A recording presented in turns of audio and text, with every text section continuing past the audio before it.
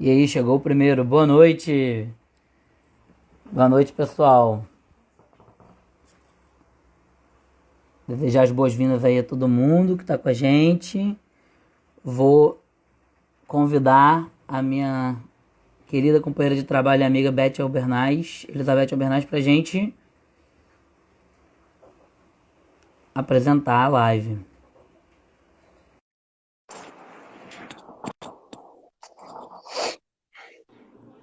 Adriana. Boa noite, Olá, Beth. boa noite. Tudo bem? Tudo bem, tudo ótimo. Igor Peçanha, meu amigo, como você está? Tudo bem. Em quarentena. Por Em privilégio. quarentena. Quiser, em quarentena por privilégio, perfeito. Agora foi perfeito. E aí, como é que foi a sua semana Covid, cara? Olha, até que essa semana foi uma boa semana, assim. Muitas coisas, a universidade está se movimentando, né? Então a gente tem feito bastante coisa. É isso. Seguro, alimentado, com teto, tudo bem. Cuidando da saúde mental e tentando fazer o que a gente sabe fazer, né? Promover as reflexões, nosso trabalho para a gente lidando com esse processo e também ajudar com o que está em volta da gente, né? Contribuir. É verdade, é verdade, é verdade. Essa live, a ideia originalmente, né?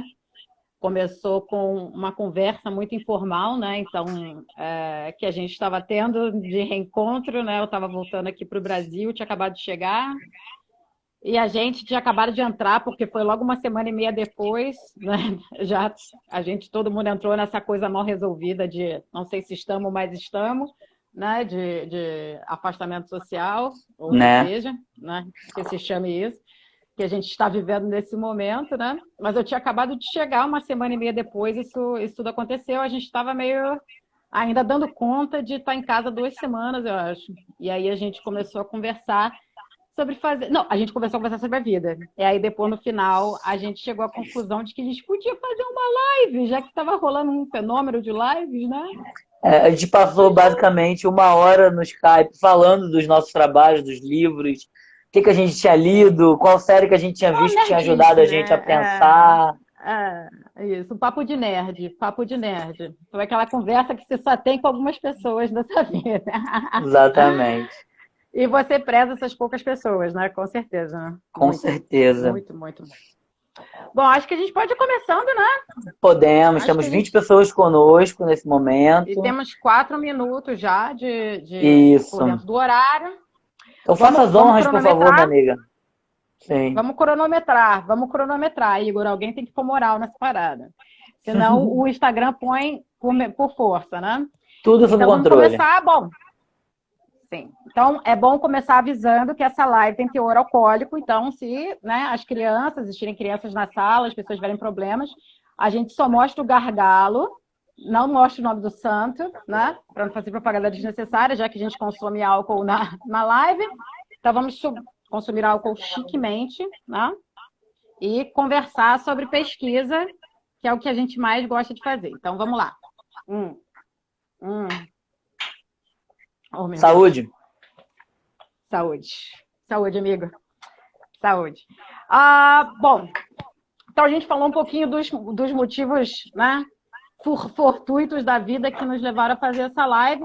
Uma coisa fortuita que não a gente não disse é que o título da live é da minha mãe, que está aqui no quarto, né? É Então, verdade. foi ela, né, pensando, ela, na cabeça dela, ela falou, pô, esse momento, o Covid, está fazendo a gente pensar sobre muitas coisas, né? Ressignificar muita coisa. Eu falei, ela falou, é um Covid e a reflexão. Achei trocadilho ótimo.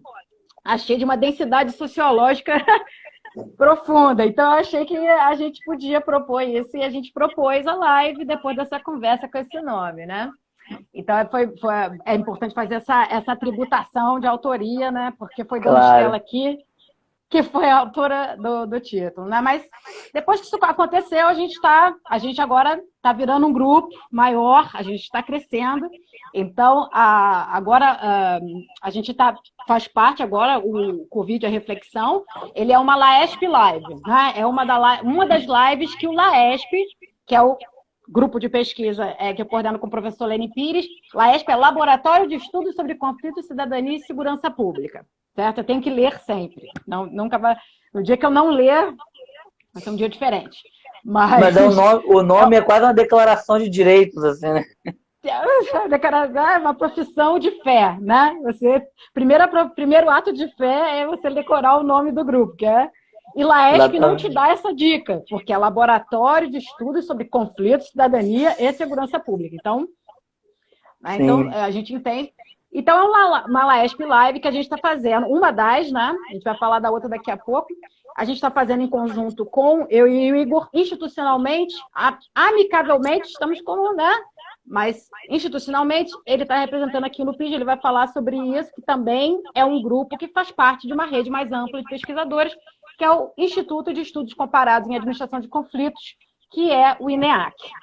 Então, agora, o Covid, a Reflexão, faz parte de um grupo, que é um grupo de iniciativas de lives que acontece no Grande Chapéu do INEAC ao vivo, tá? Então, a gente está com um time maravilhoso aí, Igor faz parte, a Isabel Nunes coordena, a gente está com a Uli Guedes, a Yolanda, a Tayane, a Bruna também está nos ajudando, também temos o Lenin Pires, também faz parte do grupo, esqueci alguém? Tributei para todo mundo certinho? Não. O Claudinho agora também faz parte do grupo, e todo esse povo está envolvido em construir esse projeto INEAC ao vivo. E aí agora a gente faz parte de um grupo de lives. Então as lives do INEAC ao vivo acontecem terças, quartas, quintas e sextas. Então, terça-feira a gente tem a Isabel Nunes com Para a Sua Ciência. Quarta-feira a gente tem um Antropopapo, que a Yolanda e a Uli mais estão responsáveis. Quinta-feira a gente tem um Covid a Reflexão, tudo isso às 8 horas. E às sextas-feiras a gente tem um programa, uma live nova, que é Sexta Básica, que é a live do professor Lenin Pires, que vai essa semana inclusive, às 17 horas, tá? As outras lives são às 20, mas essa porque é sexta-feira, às 17 horas. O Sexta Básica, essa sexta-feira, vai entrevistar o reitor da UF. Acho que é imperdível esse programa, né, de amanhã, o professor Sidney Luiz de Matos Melo. Então, vai ser um programaço amanhã. Então, não percam também a agenda do Sexta Básica. Bom, hoje o Covid a Reflexão, ele está recebendo Renan Vinícius Sotomayor de Oliveira, certo? Ele é um convidado do meu amigo Igor Peçanha. Então agora eu vou passar para o Igor para ele explicar qual é de tudo isso aí da parte dele, da história, da produção. Vamos lá, Igor. Então, boa noite a todos de novo, né? Já temos mais gente aqui conosco, Lene acabou de entrar. Boa noite, Lene. Inclusive o Sexta Básica amanhã é estreia, né? Estreia bombástica. Estreia bombástica. Estamos colocando na grade.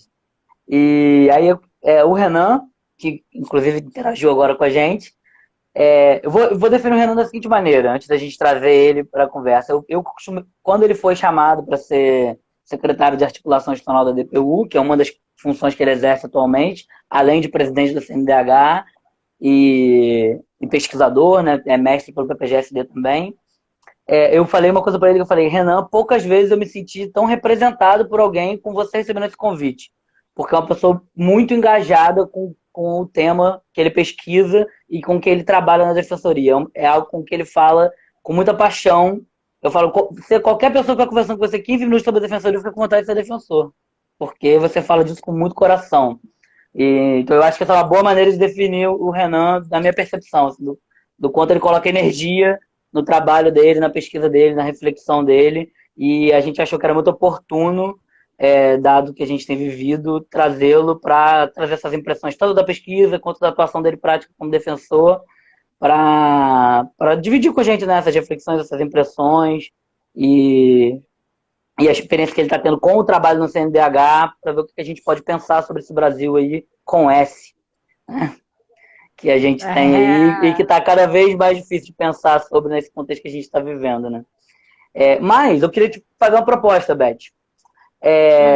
Antes da gente chamar o Renan, existe um motivo especial e específico para a gente ter dado esse nome para a live, né? E como você é a nossa representante da antropologia, eu queria que você explicasse para quem está conosco por que a gente colocou esse nome, né?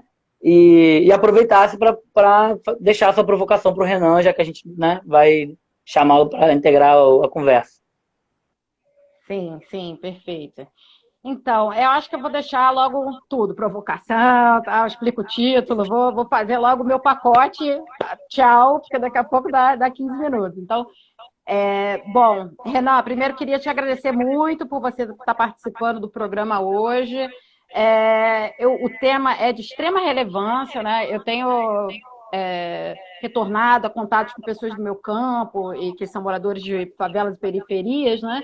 E mesmo essas pessoas que já né, vivem uma luta pessoal e econômica, né, muito mais intensa, elas se preocupam muito com a população. Eles têm comentado muito sobre população de rua e em situação de rua, né, e sobre populações mais vulneráveis que eles.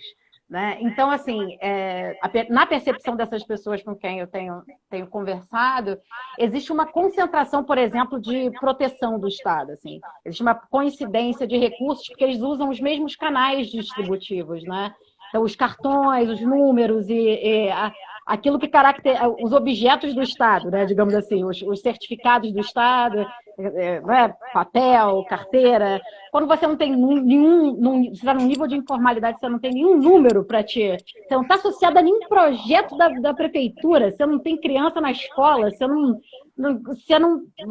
está sendo atingido, entendeu? Então, isso é uma preocupação dessas pessoas que estão conversando comigo, né? Então, isso chegou até mim e eu falei, puxa, é verdade, né? E essas pessoas que, muitas delas, veem outras no seu cotidiano, no limiar dessa situação, né? Muitas vezes, tem pessoas muito vulneráveis na favela que, por conta de questão de uso de drogas, alienação, dissolução familiar, uma série de questões relacionadas à experiência da classe social de onde prover a população em situação de rua, né? Essas pessoas acabam naquela que eu acho interessante o termo situação, né, de rua. Então, caracteriza uma ocupação, né, diversa. Né? Ninguém está definindo o que é, mas as pessoas estão falando de ocupações do espaço público. Né? Então, isso me chama muita atenção. Né? Como é que essas pessoas que estão nesse lugar, que não tem um número associado a elas, essa coisa não está chegando. Então, isso é preocupante, porque se a gente vê que a coisa está difícil para nós, né? Não para mim, para você, mas para a sociedade brasileira de um modo geral está muito difícil. Você pensa, puxa, as pessoas que não são atingidas por essas políticas sociais do momento pandemia que se propõem a lidar com essa vulnerabilidade, eu fico me perguntando como é que a política pública hoje lida com isso. Então, assim, bom, agora eu vou deixar minhas perguntas, né? Não era uma pergunta, tá vendo? Por isso que a gente tem que não pode deixar a pessoa falar muito tempo. E tal. A pergunta para o Renan a primeira. Eu queria saber como é que foi para ele a pesquisa empírica no direito. Então, assim, porque não é uma tradição necessariamente, não é que não tenham boas pesquisas empíricas do direito, né? A sua é uma, adoro essa pesquisa. Né? Mas a gente sabe que não tem uma tradição e tal, não sei o quê. Então, de onde é que veio isso? Como é que surgiu na vida dele, né? E segundo, e aí abordando a questão do título agora, dando autoria do título, da inspiração, né? Mas o professor Marco Antônio da Silva Mello conversava hoje, né, com o grupo do INEAC, né? E ele falou que a experiência de ter trabalhado com meninos de rua na época, né? Que ele trabalhou com esse público, né? Que a conclusão da pesquisa dele foi existencialmente pesada para ele, porque é uma realidade assim, extremamente difícil de você abordar, mesmo com a objetividade da pesquisa, que você, não sei como é que você sente isso, mas que você sente às vezes, por causa a antropologia me deu isso, assim. Ela de vez em quando me salva, assim, tipo, não, vamos objetivar isso aqui, vamos fingir que isso aqui, vamos fingir que isso aqui vamos botar isso aqui no microscópio um pouco, porque tá um pouco demais. Vamos fingir que isso aqui não dói tanto, né? Quando mesmo isso não te salva, né? E eu crianças, eu teria um problema sério, assim, porque Acho que crianças velhinhas e bichinhos não deveriam sofrer, sinceramente. Mas então, assim, é uma coisa que seria demais para mim. Eu não conseguiria fazer esse campo. Então, eu queria saber como é que isso também apareceu para ele, né? E aí, a coisa do título, como você trouxe, é o título do livro, né, maravilhoso do professor Marco Antônio da Silva Mello, né, do professor Arno Vogel e do Orlando Molica, que é o Quando a Rua Vira Casa, né? Que exatamente coloca essa questão do público e do privado e como certos usos do espaço público convertem, privatizam esses espaços e como certas coisas do mundo privado levam coisas do público para dentro da casa, né? Então, essa coisa de os usos do espaço, os usos da cidade, né? Eles são, eles às vezes, muitos deles são, alguns deles são, como no caso da população em situação de rua, são meio limítrofes, né? Então, é uma situação de uma penumbra, de uma... Como as pessoas existem, como elas não existem, aquela história que você contou do IBGE, que não queria considerar a população de rua, porque aí eles não têm casa, então, peraí, é por domicílio. Aí você fala, putz, né? Como é que as pessoas... Né? Porque o título da nossa live é Quando a Casa é a Rua. Né? Então, assim, fala, pô, quando essas coisas estão embaralhadas, né? Como é que a política pública lida com isso, né?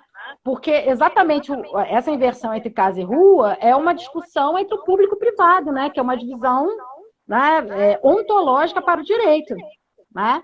Então, aí como é que o direito lida com isso? Né? Porque ele tem essa experiência também. Então, eu queria saber dele como é que ele vê na questão do trabalho de campo dele, como é que essas questões aparecem, né? Então, essa seria minha provocação para ele. Eu faria muitas outras provocações, porque realmente é um tema que me interessa muito, antropologia urbana, e eu amo periferias e todas as coisas, sou aquela antropóloga bem estereotipada. Então, eu gostaria muito de conversar com ele, mas eu tenho certeza que meu amigo Igor Peçanha não fará nenhuma pergunta que eu não faria. Então, vamos travê-lo? Saúde, amigo. Yeah. Saúde, amiga. Pode desligar. Beijo. Obrigada. Beijo. Beijo.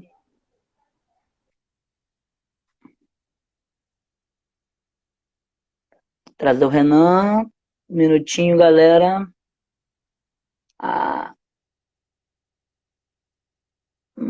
Cadê o Renan?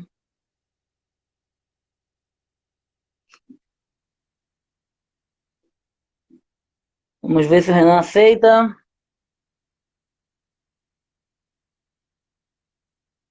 Aguardando o Renan. Olá, meu amigo. Aê! Boa Beleza? noite, meu amigo, nosso convidado. Boa noite. Beleza. Para irmos direto ao ponto, porque eu tenho certeza que está todo mundo aqui para te escutar. Eu queria agradecer muito por você ter aceitado o convite, por você ter, né, disposto seu tempo para estar aqui conosco, dividindo nas suas reflexões, o seu trabalho, que eu sei que é tão importante para você. Enfim, as perguntas da Beth daria pra gente ficar aqui uns 40 minutos só falando disso, né? Não precisa fazer mais nada. Mas eu queria somar as provocações dela, uma primeira provocação para você falar da sua pesquisa, e depois a gente continuar trocando ideia, que é assim, o que eu eu tenho muitas coisas interessantes na sua dissertação, mas uma coisa que eu acho que é especial, assim, que tem a ver com a pergunta da Beth, é o campo, né? A pesquisa empírica, que é uma coisa que a gente não é habituado a fazer, não é estimulado a fazer durante a nossa graduação. E eu acho que o seu campo tem uma coisa que é muito cara, que é a possibilidade da gente enxergar as pessoas em situação de rua como pessoas. Né? Não ficar falando delas aqui, eu queria, né, me propor essa vigilância, porque eu tenho certeza que você já vai fazer isso. Claro. Da gente não falar dessas pessoas como uma categoria abstrata, né? São pessoas, são histórias de vida, mais do que nunca a gente está falando disso, está falando de pessoas que estão sofrendo, que estão morrendo, né? E aí eu queria que você falasse um pouco disso, sobre o seu campo, e para a gente conseguir um pouquinho entrar nessa sua lente, de olhar para essas pessoas desse ponto de vista. Eu agradeço a você e a Beth, o INEAC, por essa oportunidade. E eu acho que você traz uma questão chave. Assim. Primeiro, assim, também só explicar para todo mundo, a gente tem essa proposta mais informal, então estou aqui também tentando com um vinho aqui para beber e para falar com tranquilidade para a gente ter esse bate-papo. Então, para Sim. quem não sabe, o Igor também é um grande amigo, irmão, me ajudou, foi fundamental aí para a minha conclusão da dissertação. Então, é realmente uma oportunidade de trocar ideia com um amigo, com outros amigos e amigas vendo. Então, eu acho que esse é o cerne, é você verificar pessoas enquanto pessoas, assim. Porque quando a gente trabalha com essa noção de categoria como algo etéreo, como algo abstrato, é muito difícil, né? E também, eu sempre fiquei refletindo, o Bourdieu ele sempre fala uma coisa, né? Que pesquisar é um ato de autoanálise, é um ato de autoconhecimento. E durante toda a minha pesquisa, até dialogando, o Igor sabe disso, eu fiquei pensando o que me motivou a pesquisar a população em situação de rua. E foi muito interessante, algumas músicas tiveram essa marca muito interessante para isso, para tirar do abstrato e para trazer para o concreto. Eu lembro quando eu tinha 11 anos, eu vi um vinil, né, denunciando a idade, eu vi um vinil do Gabriel Pensador, e tinha uma música do Gabriel Pensador, que quem quiser ouvir, está na minha dissertação, né, a música é: eu queria morar numa favela, o meu sonho é morar numa favela, me chamam de cheiroso como alguém que me chamou, mas pode me chamar de que quiser ser o doutor. Eu não tenho casa, eu não tenho identidade. Ele vai falando sobre essa questão, e eu lembro que isso me marcou muito. Quando eu tinha 11 anos lá, pensando, falando, cara, o que deve ser o sonho da pessoa morar numa favela? Todas essas vulnerabilidades. E quando eu fui para a Defensoria Pública, antes de tomar posse, eu também já queria trabalhar com população em situação de rua. Eu vi que na Defensoria Pública da União, eu vi um vídeo em 2011 que falava sobre esse trabalho com pessoas em situação de rua e quis trabalhar com isso. E aí eu entrei na Defensoria Pública, logo fiquei um tempo em Roraima e logo depois fui para a Baixada Fluminense. E na Baixada Fluminense eu comecei a trabalhar, procurar as pessoas, conheci o Movimento Nacional de População em Situação de Rua, que é fundamental. E essa, para mim, foi uma quebra, essa ida à rua. Porque também, quando você percebe o que é Defensoria Pública, você esperar, eu falo também sobre isso na dissertação, algum dos pressupostos da Defensoria Pública espera que a pessoa vá até a instituição para reclamar o seu direito. Essa é a visão tradicional de Defensoria Pública, quando a Constituição lá de 88 fala sobre assistência jurídica gratuita. E aí, como é que a gente faz com a pessoa em situação de rua? Como é que a gente faz? A gente vai esperar essa pessoa ir até a Defensoria Pública? Será que isso é possível? E aí foi muito interessante perceber isso. Eu lembro em 2014, que foi quando eu comecei a trabalhar de fato com pessoas em situação de rua, fazendo atendimentos na rua, em São João de Meriti. E aí você percebia isso, você falava assim, cara, que coisa doida. A pessoa tem uma série de direitos violados, ela pode ter direito a um benefício previdenciário, um benefício assistencial, mas ela está totalmente vulnerabilizada. Ela está ali, às vezes, em frente à Defensoria Pública. Eu lembro, no Rio de Janeiro, quando eu vi, tinha umas pessoas em frente à Defensoria Pública, e aí você olhava e falou assim, cara, e a Defensoria Pública está vendo essas pessoas? Então, foi muito interessante para mim pensar isso, pensar como é revolucionário esse ato de ir até a rua, para poder... E aí a gente provoca uma ressignificação, porque, ao mesmo tempo, enquanto a pessoa em situação de rua, muitas vezes ela não vê, porque vocês que são da antropologia percebem isso muito melhor, que essa noção do Estado, né? Ela vê o Estado, ela não vê a Defensoria Pública. Para quem não é do direito, a Defensoria Pública é uma instituição autônoma. A gente é do Estado, mas a gente entra com ações litigas contra o Estado. Só que, a pessoa em situação de rua, muitas vezes, sofre violência da polícia militar, das guardas municipais, ela vai simplesmente procurar um serviço público para isso. Então, assim, por essa... Para reclamar de um funcionário público. Exatamente. Não faz sentido. Então, assim, essa formatação inicial, e aí eu comecei a ver. E aí também, em São João de Meriti, eu conheci o consultório na rua. O consultório na rua é uma política pública de saúde para a população em situação de rua, que exatamente pensa isso. Fala assim, olha, as pessoas em situação de rua normalmente não acessam a saúde indo nas unidades básicas de saúde. Então, a gente tem que ir. O médico que criou o primeiro projeto piloto, me esqueci o nome dele, se alguém escrever ali, a gente vê que ele é lá da Bahia, é um psiquiatra. E eu conversando com ele tinha falado isso, ele tinha falado, poxa, eu estava indo para o meu consultório, via as pessoas na rua, falava assim, mas as pessoas não estão indo no meu hospital, na minha clínica, então eu tenho que ir até eles. É uma premissa muito simples, mas que a forma como o serviço público é estruturado, são muitas premissas, assim, a pessoa, primeiro, para a Defensoria Pública, ela tem que saber que existe Defensoria Pública. Aí ela tem que saber que existe Defensoria Pública da União, do Estado, ela tem que saber que ela pode procurar esse serviço, ela tem que saber que um direito dela foi violado. A partir de todo esse conjunto de questões, aí sim ela entra vai até a Defensoria Pública. E aí, o que eu percebi? Tanto em São João no começo e depois no Rio de Janeiro, com essas... Falaram o nome do médico. Antônio Nery, exatamente. Aí, que é sensacional, assim, as lives dele, ele, assim, é uma pessoa incrível, que tem um pouco a ver com o que você falou sobre mim, e eu acho que é um pouco isso, é afeto. Eu acho que, assim, trabalhar com população em situação de rua, trabalhar com direitos humanos, é afeto, é você deixar ser afetado por isso, porque não dá para, na minha visão, trabalhar com direitos humanos como algo retórico, nas estrelas. Dignidade da pessoa humana muita gente fala de dignidade da pessoa humana, mas e a dignidade concreta dessas pessoas que estão na rua? Porque, normalmente, o que a gente percebe é que não há uma construção dessas pessoas enquanto pessoas. E aí tem um pouco a ver com o que vocês falaram no começo.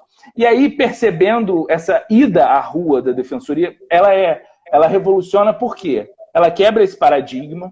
Primeiro, as pessoas em situação de rua, elas verificam que elas são titulares de direito e é mais acessível.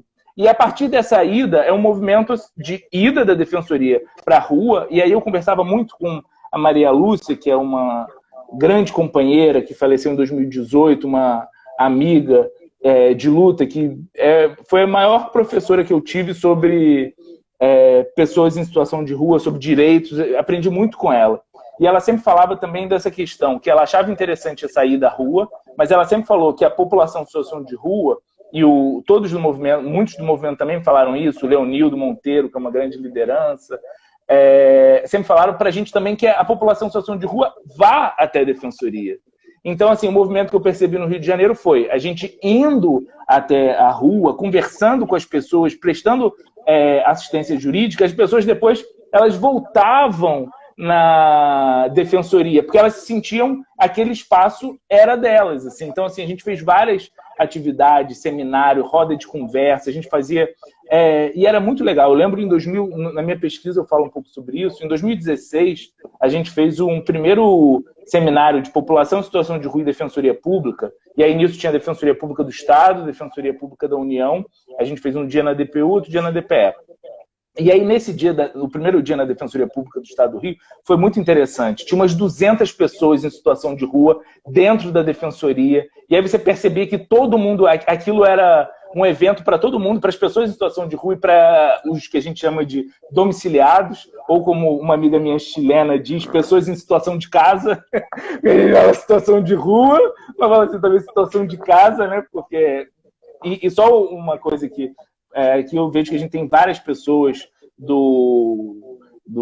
que trabalham na área. Eu vi o pessoal o Carlos, Francisco, que são da coordenação de população em situação de rua, mas é sempre importante a gente falar. Quando a gente fala situação de rua, é para a gente não naturalizar, como se a pessoa, morador de rua. Então, existe um morador de rua e um morador da casa? Não, é uma situação, alguma questão complexa, alguma situação causal que faz com que a pessoa passe a estar em situação de rua. Então, por isso que, quando o decreto 7.053, é impressionante. Eu vou falando, um monte de coisa vai vindo, e aí, quando eu falo decreto 7.053, já me dá uma dor no coração de pensar que a gente não tem uma legislação que trate sobre população em situação de rua. A gente tem um decreto, que é muito frágil. Se o presidente quiser chegar e canetar, acabar com esse decreto, acaba. Então, assim, é muito pesado o que a população em situação de rua sofre. Todas essas estigmatizações que ela tem. E a própria legislação mostra isso. A gente criminaliza pessoas em situação de rua lá, sei lá, o Código Criminal do Império falava que andar mendigando era considerado crime. Então, assim, você criminalizava a existência dessas pessoas. E leis para garantir direitos sociais, com esse olhar específico da população em situação de rua. A gente só consegue ver isso em 2005, de forma muito tímida. E aí a gente vai falar de habitação. Hoje, assim, a gente tem um grande trabalho sobre o direito à moradia. E mais do que nunca, a gente hoje, em tempo de pandemia, que a principal recomendação da Organização Mundial da Saúde, do Ministério da Saúde é o isolamento social. Como você vai fazer isolamento social das pessoas em situação de rua? Sim. E é muito angustiante, porque isso explicita uma questão estrutural.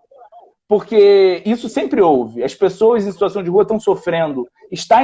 A grande questão é, quando você está em situação de rua, você abre uma possibilidade para múltiplas violações. E aí, respondendo um pouco a pergunta da Beth, ela falou de ser afetado, e eu acho que a gente tem que ser afetado. Tá meio travado, vou falando aí. Tá me ouvindo, Igor? Igor travou. Carlos já falou do moradia primeiro, housing first. Depois eu vou falar um pouco do housing first. Eu só ver... vocês estão